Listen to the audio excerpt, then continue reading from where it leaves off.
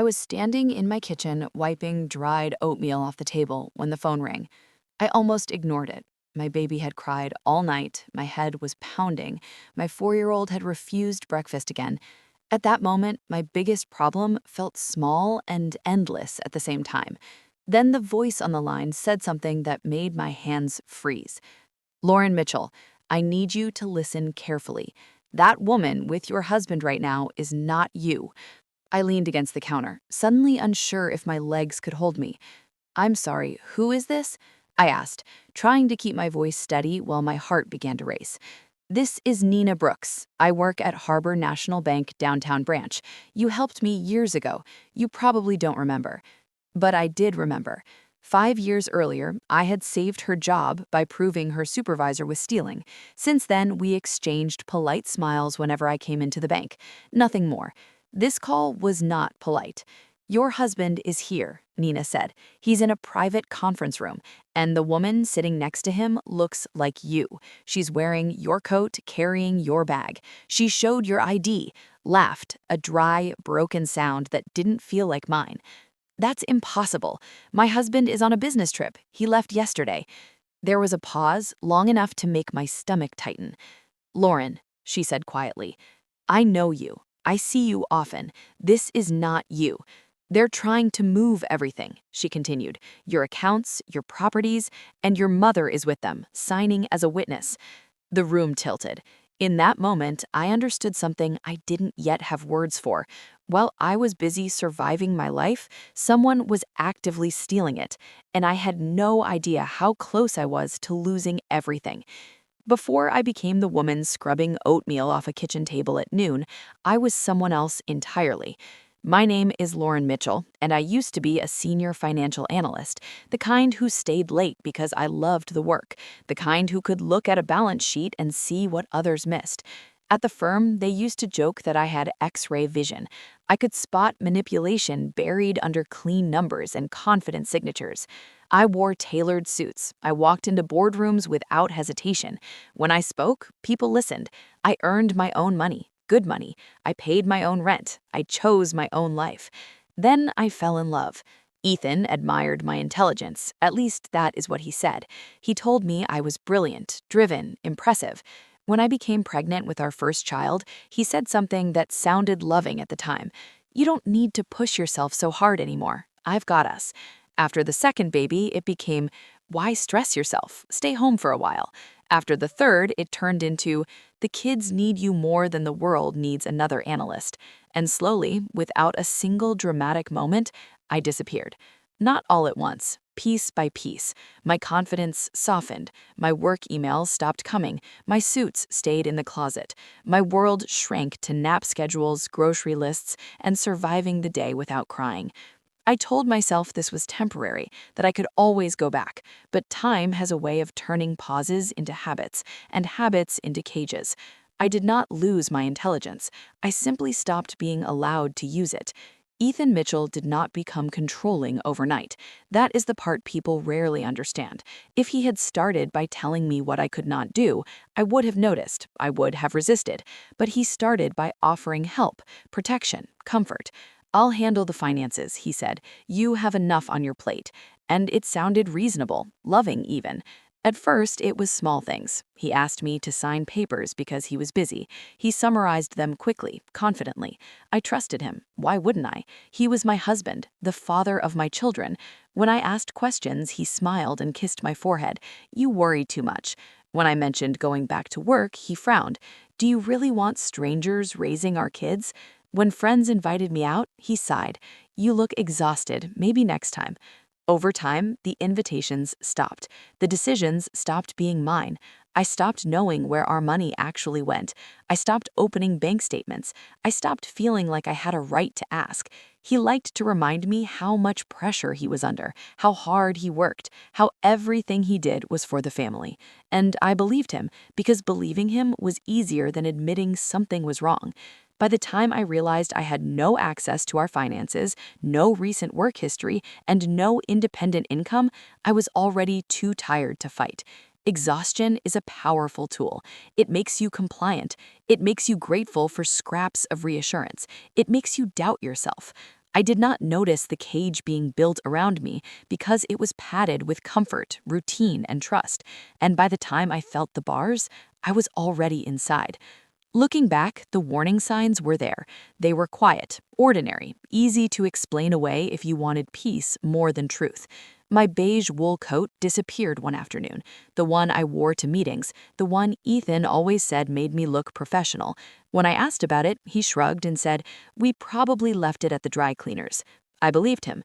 2 weeks later, my handbag went missing. Inside were my ID, a few credit cards, things I rarely used anymore. Ethan said he found it later in the car, slightly damaged. When I noticed my driver's license looked different, he laughed and told me I was imagining things. I told myself I was overtired. My mother started calling more often, asking strange questions. Was I sleeping enough? Did I feel overwhelmed? Had I ever thought about taking a long break from everything? I thought she was worried about me.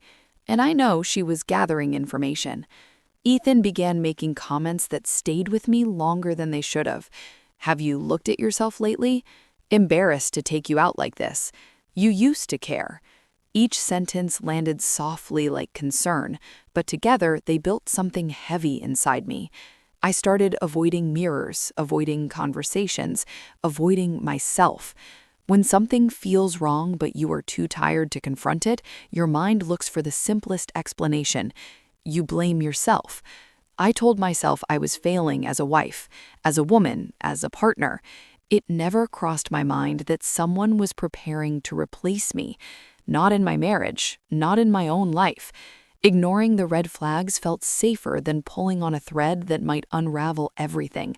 So I stayed quiet, and that silence almost cost me everything. I left my children with a neighbor and went straight to the bank. I did not change my clothes. I did not fix my hair. I walked out the door in old jeans and a stretched t-shirt, my mind racing faster than my body could keep up. On the ride downtown, fragments of my old life began to surface. The analyst, the woman who asked questions, the one who never accepted vague answers. I called Nina as soon as I arrived. "I'm here," I said. "I can't go through the main entrance. They'll see me." "There's a service entrance in the back," she replied. "I'll meet you." 5 minutes later, I was following her through a narrow staff staircase that smelled like old coffee and cleaning supplies. My heart was pounding so loudly I was sure she could hear it. "They're in conference room C," she whispered. "They've been there for almost 2 hours." She led me into a small security room filled with flickering monitors. On the screens, I saw my husband. Ethan sat at the head of the table, relaxed, confident, wearing a suit I had never seen before. He looked successful, untouched by sleepless nights or worry. Next to him sat a woman wearing my coat, holding my bag. Her hair was styled the way mine used to be before I stopped caring. She looked like me, or rather like the version of me I used to be. Across from them was my mother, dressed neatly, focused, signing documents without hesitation. There was also Ethan's sister, Rachel, organized, efficient, stacking papers like someone very comfortable with paperwork that wasn't hers. I felt something crack inside me. Not sadness, clarity. This was not a mistake. This was not panic or confusion. This was a plan, and I had walked in just in time to see it. I did not cry, and that surprised me.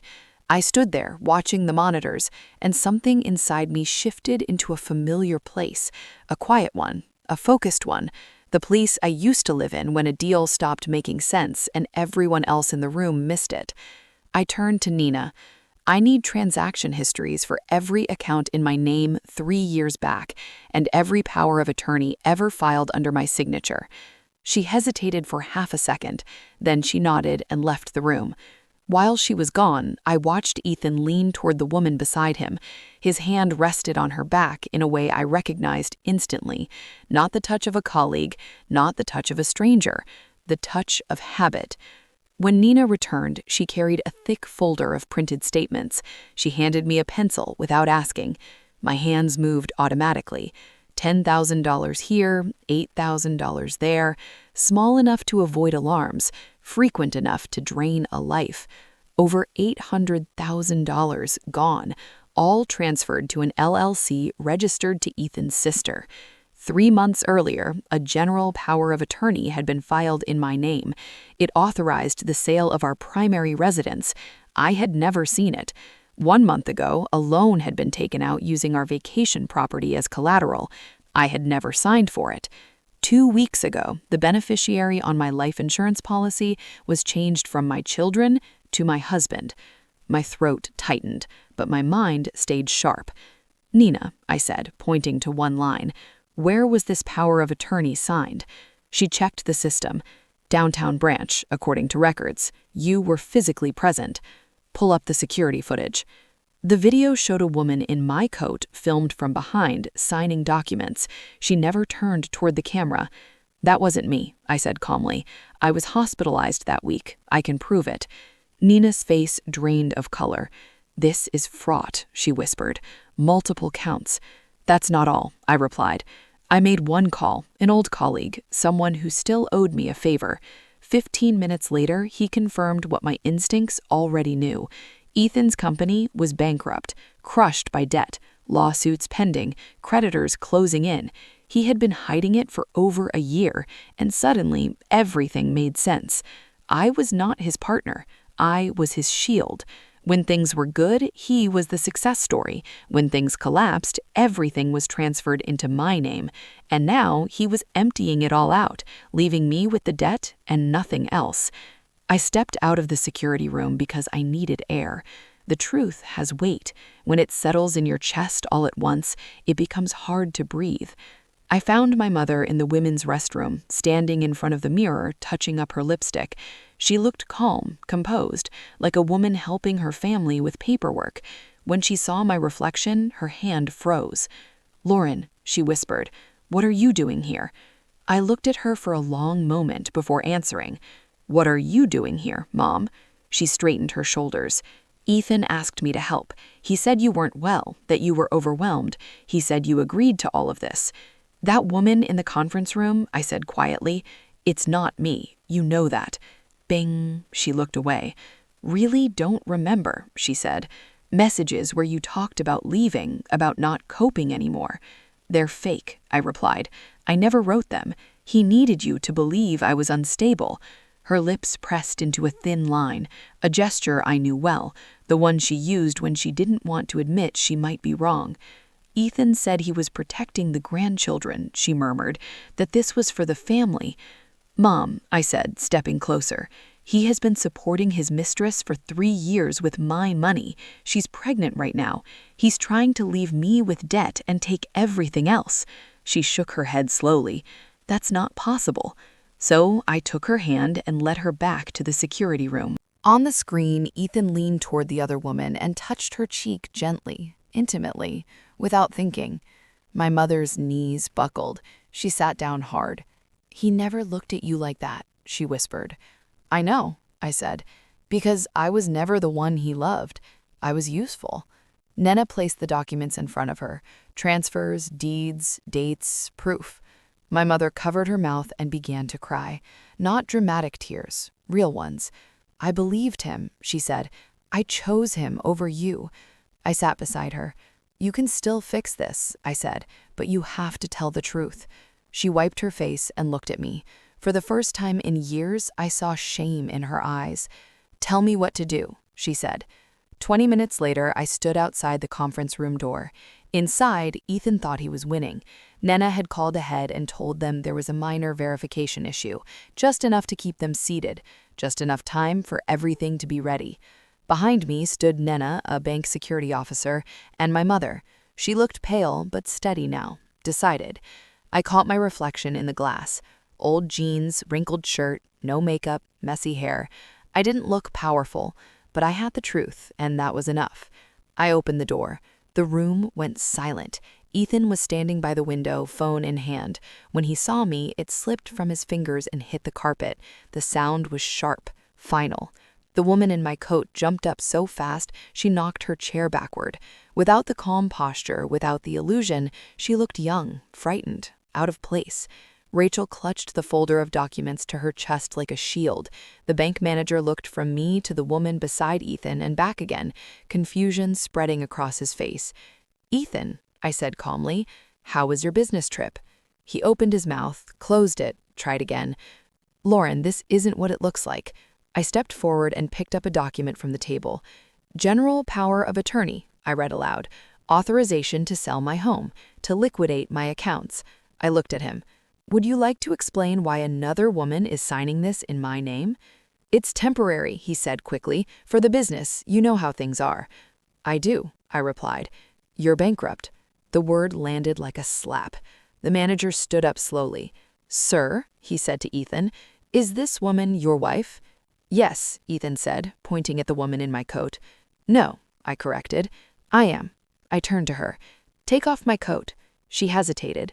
Then slowly she unbuttoned it and let it fall to the floor. Without it, the illusion collapsed. It was not a wife, not a partner, just a young woman who had been dressed up to steal a life that was not hers, and everyone in the room could finally see it. The police arrived quietly, no sirens, no shouting, just two officers stepping into the room and asking Ethan to stand. For the first time since I met him, he looked small. As they read him his rights, he kept looking at me, searching my face for something. Mercy, doubt, regret? I gave him none. There was nothing left to give. Rachel was taken next. She protested loudly, talking about lawyers and misunderstandings, but no one listened. The documents spoke clearly enough. The woman who had worn my coat stayed seated. She would later testify that was her only way out. The next weeks blurred together. Statements, lawyers, court dates, files stacked on my kitchen table where children once colored. Ethan tried to negotiate from detention. He offered a quiet divorce, full custody, property, if I withdrew the charges. I refused. This was not revenge. This was accountability. The court moved faster than I expected. Fraud, forgery, financial abuse. The words felt heavy, but they were accurate. When the verdict was read, I felt nothing. No satisfaction, no joy, just a strange emptiness where love had once lived. Afterward, my mother stood beside me in the hallway. She looked older than I remembered. I'm sorry, she said. I chose wrong. I nodded. You fixed it when it mattered. That was all I had. I went home to my children that night and tucked them into bed one by one. Everything was uncertain, but for the first time in years, it was honest. Starting over did not feel brave. It felt exhausting. I sold the house we had lived in for years. Too many memories lived in those walls. Too many lies. I bought a smaller place in a quiet neighborhood close to my son's school and my daughter's daycare. Nothing fancy, just safe, just mine. The children struggled in different ways. My oldest asked careful questions. My youngest barely noticed. My daughter missed her father and woke up crying for weeks. We found help. We talked. We waited. Healing did not follow a schedule. 6 months later, I went back to work. My former boss called himself. He said what I needed to hear, not as flattery, but as fact. You were the best analyst we had. If you want back, the door is open. I set conditions, flexible hours, time for my children, fair pay. He agreed. On my first morning back, I stood in front of the mirror in a simple suit and didn't recognize the woman staring back at me, not the exhausted mother, not the ambitious young professional, someone stronger, someone who had been tested. That evening, my son looked at me and said, "Mom, you look like yourself again." I smiled. I was not rebuilding a career. I was rebuilding a life, slowly, honestly, on my own terms. People sometimes ask me how it feels to win. They expect anger, celebration, satisfaction, but that was never the point. Revenge is not screaming. It is not humiliation. It is not watching someone else fall. Real revenge is walking away with your mind clear, your children safe, and your life back in your own hands. I am 41 years old. I am a mother of 3. I work hard. I get tired. Some days still feel overwhelming, but every decision I make now is mine. No one speaks for me. No one signs for me. No one plans my future in secret. I did not destroy my husband. He destroyed himself. All I did was refuse to disappear quietly. If this story resonated with you, if you've ever felt erased, controlled, or slowly pushed out of your own life, know this: you are not weak, you're not broken, you are tired, and when the moment comes, you will remember who you are. If you found value in this story, please like, share, and comment below. Tell me where you're watching from and what time it is. This is the art of revenge.